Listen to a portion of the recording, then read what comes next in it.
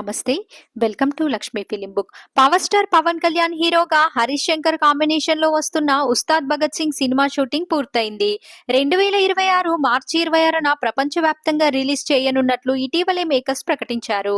Cinema release date దగ్గర పడుతున్న నేపథ్యంలో ప్రమోషన్ కార్యక్రమాలను మూవీ టీం మరింత వేగవంతం చేసింది.